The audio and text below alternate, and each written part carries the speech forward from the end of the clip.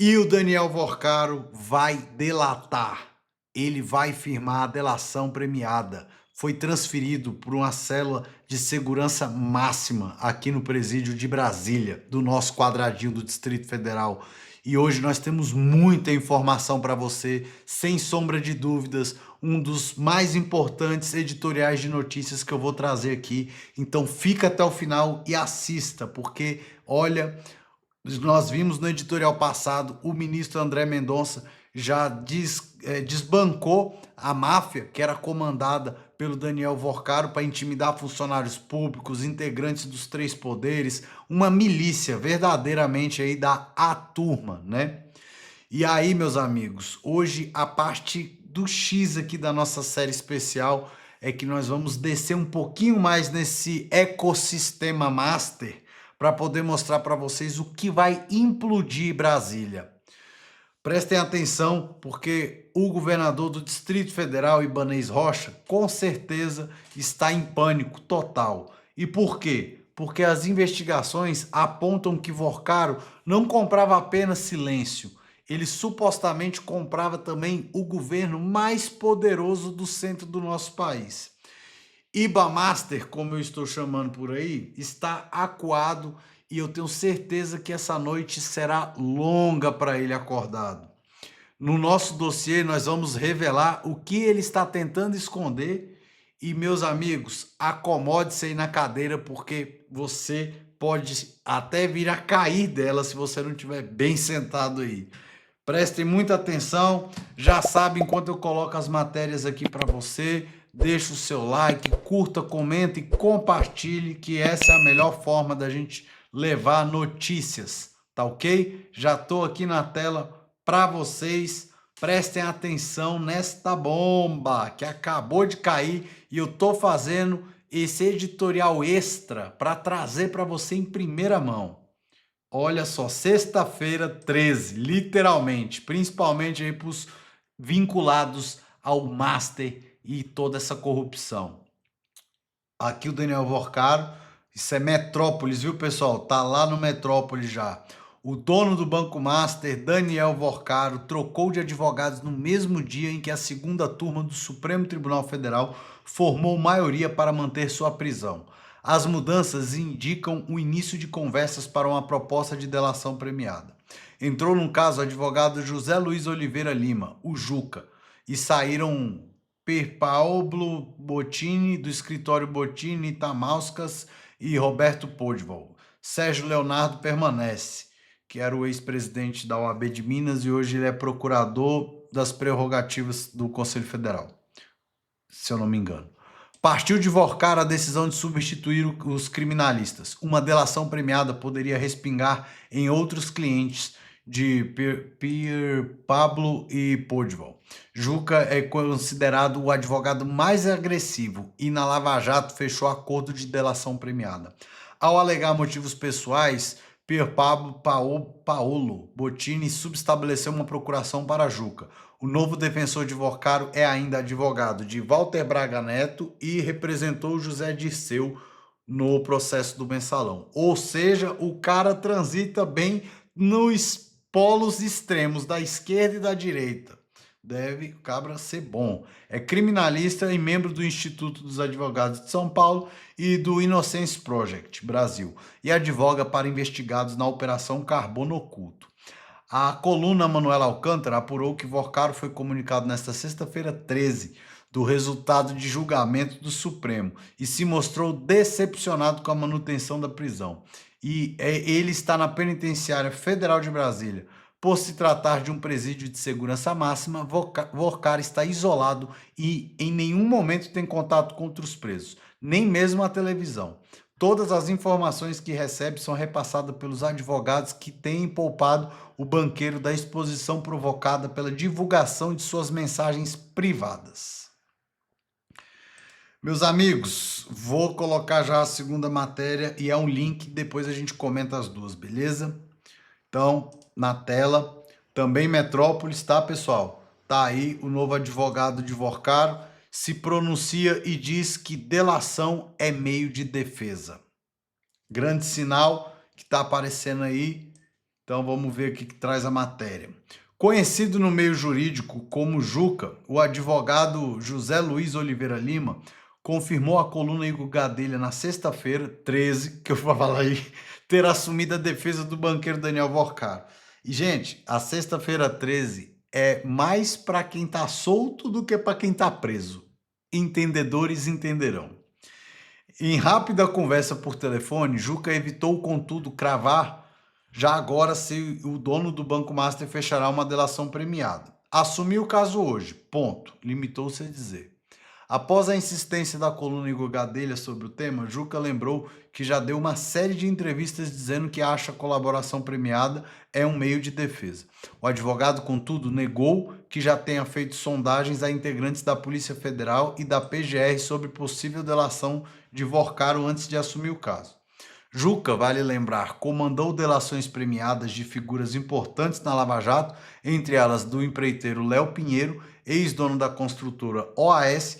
Mais recentemente, ele assumiu a defesa do general da reserva, ex-ministro Braga Neto, que acabou condenado junto a Jair Bolsonaro no inquérito do suposto trama farsa golpista. Eu gosto de falar assim que é para vocês lembrarem, tá? Então, pessoal, depois de ler essa mensagem aqui, ó, essa matéria, 1 hora atrás, vamos analisar, 1 hora atrás. A outra saiu quanto tempo atrás? 1 hora e foi editada. Bom, saíram em conjunto. Pelas alegações, pela fala do advogado, não condiz muito com essa matéria de que falou que ele vai fazer a delação premiada, né? Então aqui, ó, vamos trazer novamente, vamos ler aqui a chamada, ó. Daniel Vorcaro troca 2 advogados e prepara processo de delação.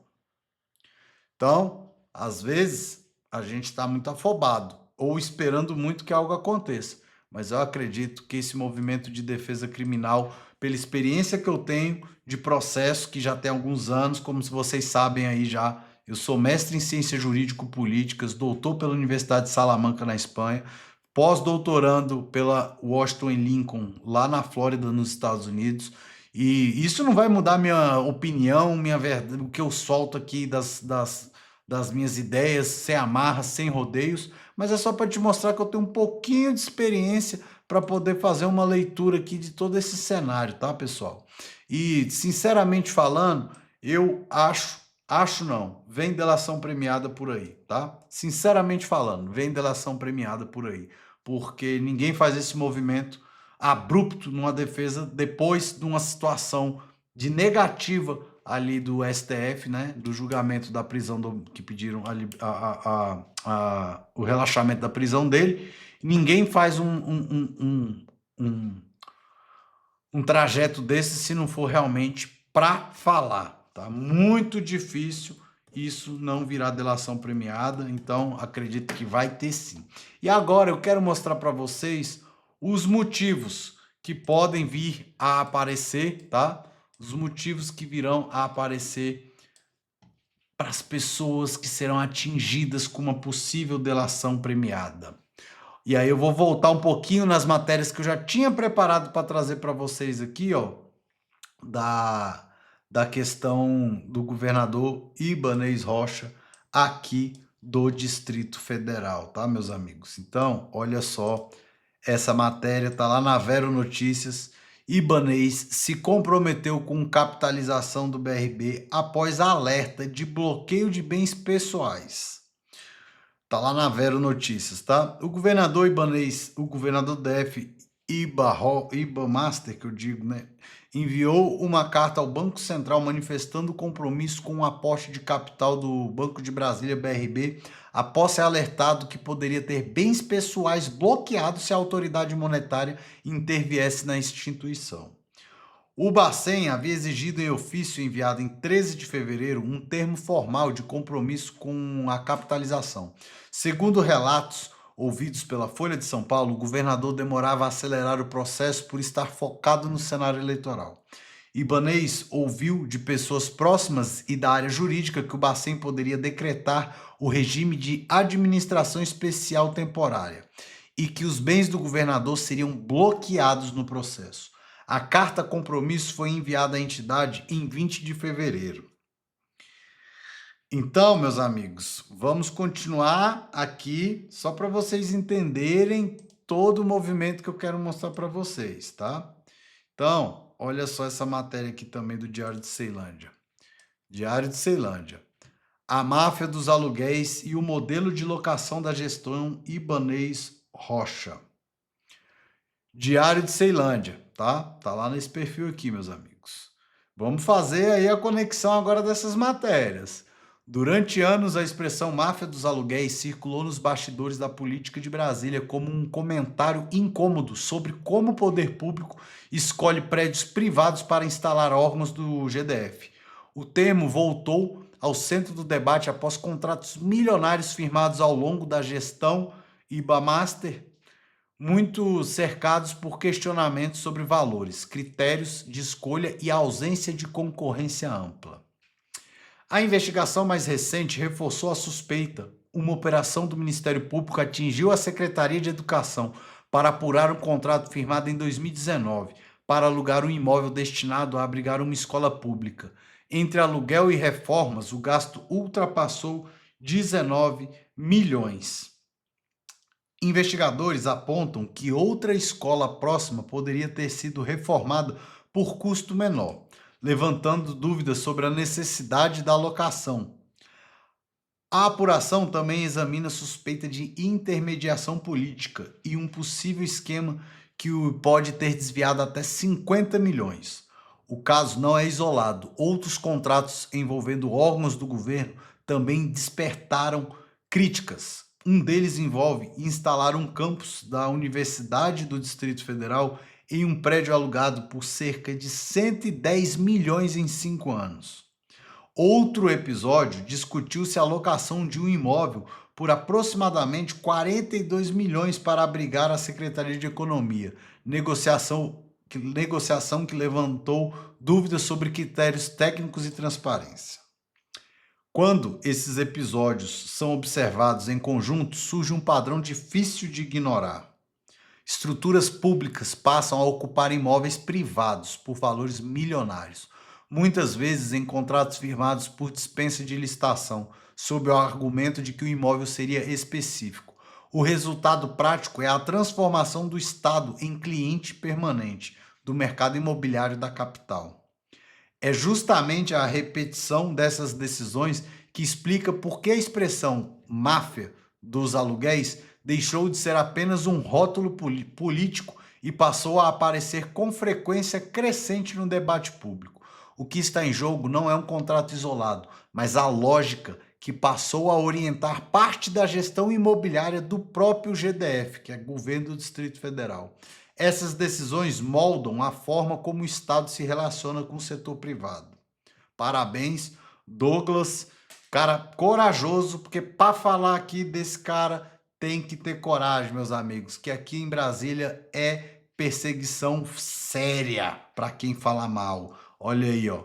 Tá junto, tá tudo em casa, tá tudo junto, meus amigos. Tá tudo em casa e tá tudo junto com os gangsters masters dos BRBs e bancos e tudo que vocês imaginar de imobiliário, tá aí, tudo junto e misturado. Fica aí mais um pouquinho que eu preciso trazer aqui mais uma conexão para a gente poder linkar essa teia de informações e você abrir, tirar as vendas dos olhos e abrir os olhos. Olha aqui essa matéria agora, pessoal. TCDF dá 30 dias para a IPREV explicar riscos de ser acionista do BRB. Lá no Metrópolis também, coluna da Isadora Teixeira, tá? O Tribunal de Contas do Distrito Federal deu 30 dias para o Instituto de Previdências dos Servidores do DF, o IPREV-DF, esclarecer a atual situação e eventuais riscos sobre a carteira de ações após o caso envolvendo o Banco Master e o Banco de Brasília, BRB. O IPREV é um dos principais acionistas do BRB, contando com 12,33% das ações do banco. A medida do TCDF, que é o Tribunal de Contas do Distrito Federal, foi assinada na segunda-feira, dia 9/3, e atende a um pedido do Sindicato dos Servidores do Poder Legislativo e do Tribunal de Contas do DF. Segundo o requerimento apresentado à Corte de Contas, parcela relevante do patrimônio do Fundo Solidário Garantidor, FSG, é composta por participação acionária no BRB, o que confere a esse ativo caráter especialmente sensível do ponto de vista previdenciário, patrimonial e atuarial. Segundo o requerimento apresentado à Corte de Contas, parcela relevante do patrimônio do Fundo Solidário Garantidor é composta por participação acionária no BRB, o que confere a esse ativo caráter especial sensível do ponto de vista previdenciário, patrimonial e atuarial. O sindicato pediu que fossem esclarecidos possíveis riscos e impactos patrimoniais relacionados à participação acionária do IPREV no BRB, especialmente quanto à composição e à governança do FSG, que é esse fundo aí que eles estão falando. O maior patrimônio de um trabalhador é a garantia de que ele chegará à velhice com um mínimo de segurança financeira. E com isso não se brinca, disse o presidente do sindical. Conta aqui para mim agora. Você confiaria no seu patrimônio investido no BRB ou no Banco Master? Comenta aqui para mim agora, que eu quero saber. Bom, meus amigos, é o seguinte, eu quero passar para vocês um resumo agora e eu não quero esquecer nenhum detalhe. Então, eu vou aqui passar agora um resuminho bem básico de tudo que está acontecendo. Se não ficou claro para você, vai ficar claro agora. Presta bem atenção com tudo que está acontecendo aí e me diga sinceramente, isso é um abuso com toda a sociedade, principalmente aqui com nós, moradores e do Distrito Federal. Esse resumo que a gente fez aqui da série mostra toda a vinculação, mostra que o André Mendonça expôs a milícia do Vorcaro, que Ibanez Rocha está no centro, no epicentro das investigações por operações fraudulentas com terras no DF, com relações ao Banco Master, com relações a aposentados, o Instituto de Previdência está aí mostrando tudo isso. A casa está literalmente caindo para os coronéis, para os gangsters, para toda essa corja que se perpetuou aí nas entranhas dos três poderes de Brasília. E eu preciso de verdade do seu apoio para poder espalhar tudo isso que está acontecendo, porque, como eu digo, a nossa maior arma é a informação. Então, encaminhe esse vídeo para o maior número de pessoas que você puder, compartilhe, curta, comenta aqui embaixo e olha, aqui tá a nossa rede social, o Instagram, que é uma informação mais rápida. Segue lá, que é para você ficar antenado nas informações. Eu sou o Dr. Eric Gustavo, fiquem com Deus e que a justiça prevaleça. Como eu digo sempre, meus amigos, vem comigo para você ficar atento, beleza? É isso, fiquem com Deus e um beijo grande, um ótimo final de semana, com esperança de que dias melhores virão pra gente. Tchau, tchau.